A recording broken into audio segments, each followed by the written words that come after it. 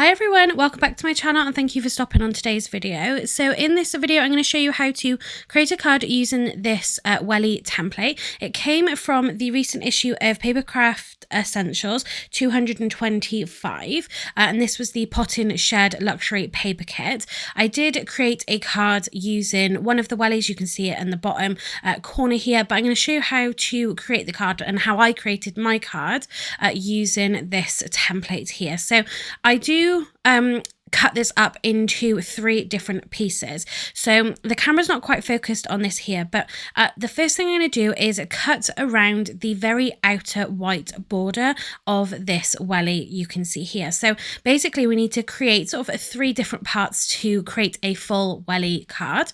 The first is going to be the actual card base. The next can be then a matting layer, which we're going to cut from some patterns paper, and then we're going to trim off the bottom so you can do the bottom trim to your Welly.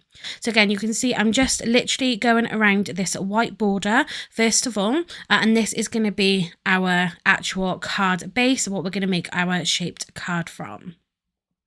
So I'm just cutting carefully around this, and then I'm going to grab a piece of cardstock. This is 300 GSM, and what I would recommend is using a thicker piece of cardstock to create your templates, especially if you want to keep the template and create multiple cards of these. So that is what I'm doing here, is literally just creating a template that I can keep. So I'm just drawing around it with my pencil, and I'm just going to mark on here sort of which portion of the card that's going to be, which, like I said, is going to be the actual card base for this. And now I'm going in and trimming this down again, and this is why I'd recommend creating separate templates for each of the different pieces to this card, because you are needing to cut this template apart. You could use things like tracing paper, but I found that simply just creating 3 of my own templates, it was the easiest thing to do.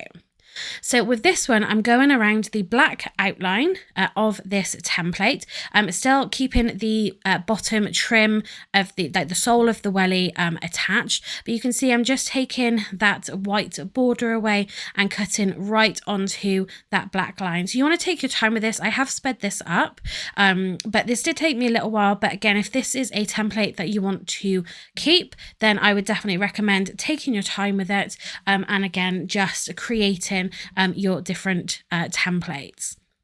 So again, I'm just going to trace around this one with my pencil, and this is going to be my matting layer. So like I said, you can cut this from some patterns paper, which is what I'm going to do in this example. You know, you can create your own paper, whatever it is you want to do. This is going to be that first piece.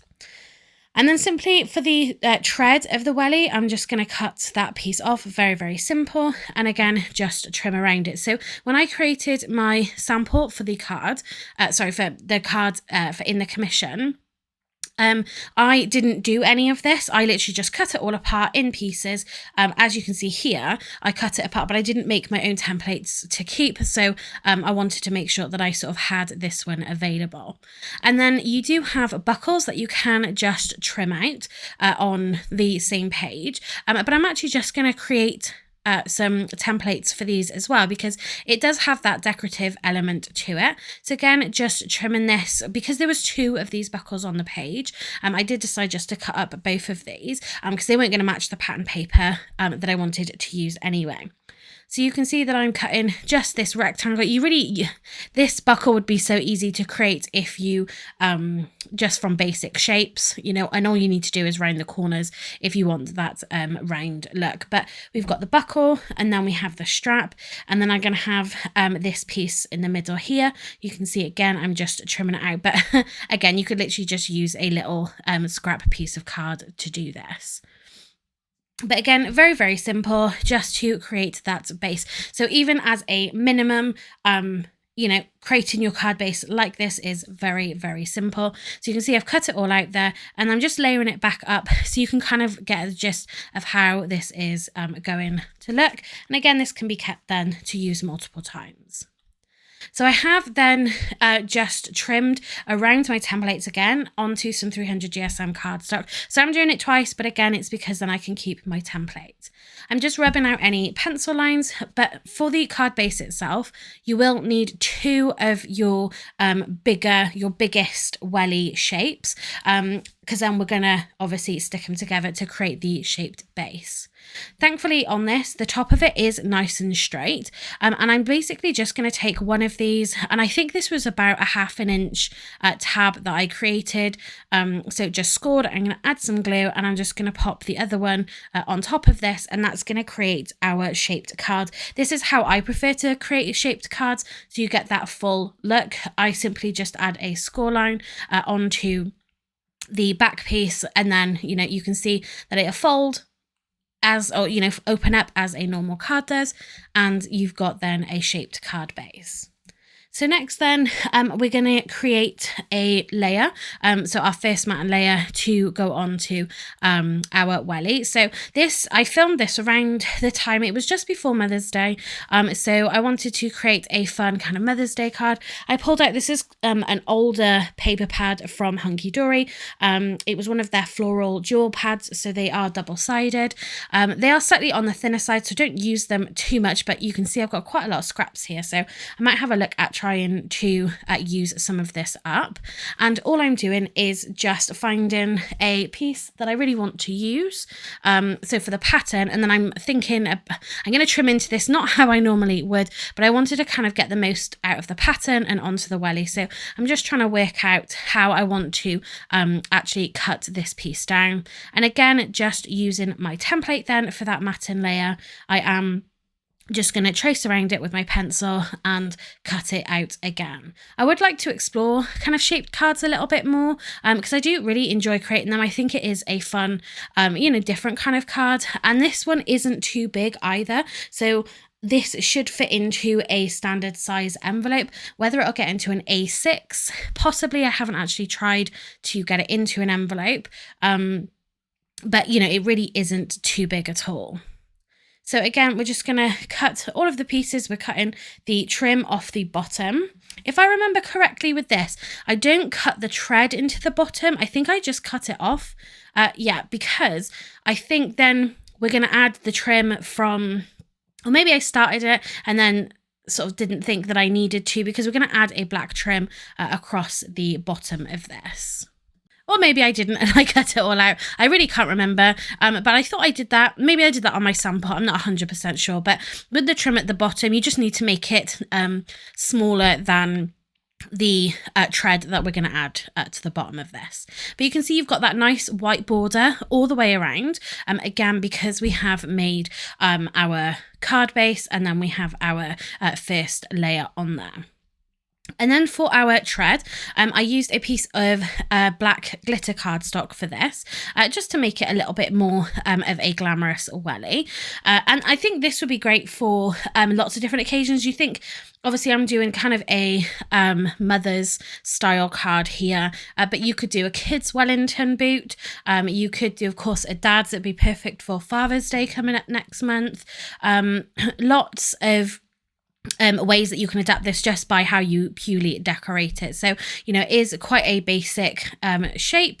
And yeah, I think it's a really great template to have. I really enjoyed creating it. The only thing that was a little bothersome was cutting out the tread from the bottom, but it really, it was only because the rest of it was so easy to put together that was just kind of the hardest bit. It might be at this point now that I decided to just cut the bottom straight, because I think it was poking out. It wasn't 100% exactly the same. Here we go. I think I could be wrong. I have no idea. But I'm definitely sure. Yeah, here we go. I'm definitely sure that I just cut the bottom of this off. So I was trying to get it where it was going to be the same. But yeah, I just decided just to cut the tread off the bottom. So there's a little trick for you just to help speed up that process and get it so you don't see the underneath come in from the black. Is literally just to trim that tread off. As long as it's, again, like I said, as long as it's not, doesn't end up being shorter than what your tread is going to be, then that should be perfectly fine. So I thought I used a black glitter cardstock here because I know I do have some of that in my stash, but obviously I made this card a few months ago, and obviously with my baby brain now, I just obviously completely forgot what I do in any of these videos, but I've then basically just covered this whole piece with some Versamark Clear Ink, and then I've poured on some black holographic embossing powder, and I'm going to melt that. So again, you could use glitter cardstock and things. I remember when I looked at it and I could see that it was glittery, I just assumed that I'd used my glitter cardstock, but again, a little bit of heat embossing adds that nice little bit of shine to it as well. And then using the black cardstock, I find with a holographic, using black and then the black holographic on top of it, I think that did make a difference there. It's the same as when you use some of the other kind of glittery embossing powders. I do find that sometimes you can still see the coloured the plain cardstock underneath it. So I've glued down my patterned paper. I'm gonna just pop some foam pads onto the back of my trim, again just to give it a little bit more dimension here. So we can just pull the back ends off those and just add that to the bottom. Again, it just adds a little bit more interest to a card because we're not adding kind of too much decoration here. We're just kind of allowing the patterned paper to be the decoration. But again, so many things you could use this for and add that decoration to it, which I think would look really nice. Again, if you had like a kid's birthday card that you was creating, you could do some really fun things with not just like the patterned paper or the paper that you create, stamping some images on it. Yeah, you could add lots of decorative pieces on that as well. So lastly, then I'm just creating the buckle and doing the same thing again with adding the embossing powder onto here. I'm just using my reverse tweezers, which is a really great tool if you haven't got a pair. I would recommend getting some because they stay closed and you squeeze them to open them. They are a really great tool, especially if you do heat embossing, you want to keep your fingers out of the way, certainly on a piece like this, which is quite small. And I would recommend letting your heat tool just heat up for a little bit beforehand. Just that will stop some of the warping of your cardstock as well. And then for our buckle, I've got some gold mirror card here, which again, I am going to trim out. If you've got like a Cricut or I've got a Brother Scan and Cut, you could load these templates then into, if you have the scanning mat, you could just scan it into your machine and then just have it if I get my words out, you could use your electronic cutting machines to cut all of these shapes out, so you're not having to draw around everything and kind of cut it again. But again, once you've got your templates there, then you don't need to worry about trimming them out again. You know, you're literally just trimming them out once, that's done, and then you can just every time then just go on to making your card. But again, you could load those into your machines and just literally have it do it for you. So for the actual buckle part there, I did pull out a piece, I think it was the fuchsia pink, and then just added our extra piece there in the gold glitter, just again for a little extra decoration. I did try to glue onto this or with a foam pad, but it really didn't want to stick onto that embossing powder. So I'm going to use some double-sided tape on here or some red liner tape just to help that stay on there. Again, it's just sometimes it's a little bit harder to get that to stick onto something that has been heat embossed.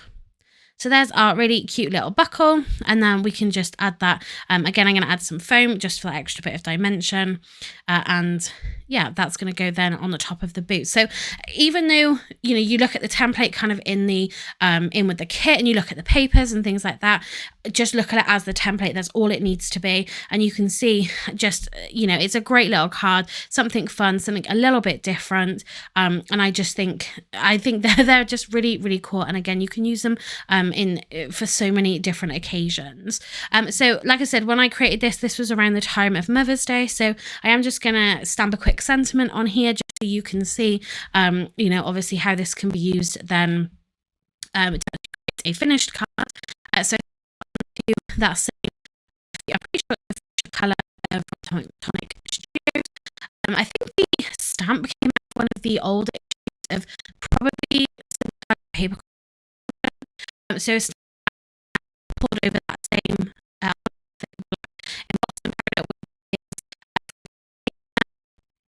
I'm just going to fussy I like using black ink with because it black look, and again that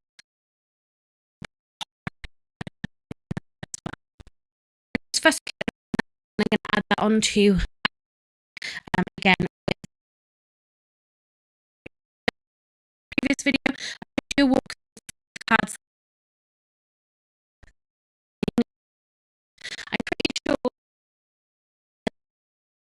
these sticks and how colour sticks